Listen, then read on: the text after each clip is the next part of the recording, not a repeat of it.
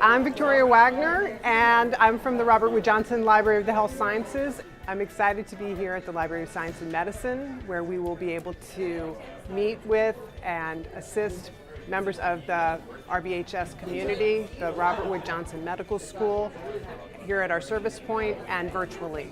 We're really looking forward to it.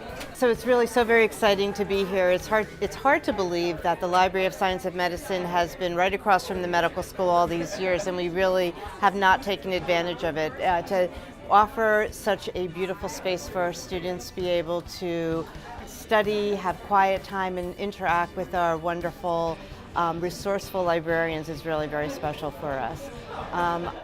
I have students here that are in their third and fourth year that are feeling extremely jealous that they haven't had this opportunity before, but it's really very gratifying to hear all of my first and second year students coming up because they're looking for places to study and to work with the librarian. I'm Striano. I'm one of the fourth year medical students here at Robert Wood Johnson Medical School. I'm here at the Library of Science and Medicine checking out some of the renovations to benefit the medical students with a new study space. I'm frankly just regretful that I didn't get a chance to take advantage of this great space they're creating here.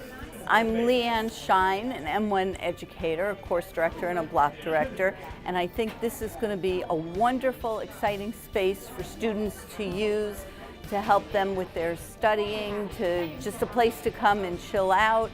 It's going to be wonderful for them.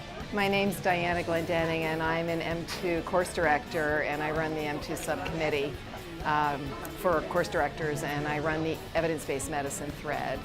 And this is a wonderful space and a great opportunity for our students to be in a big open space to come and use the library resources and also have direct access to the librarian staffs.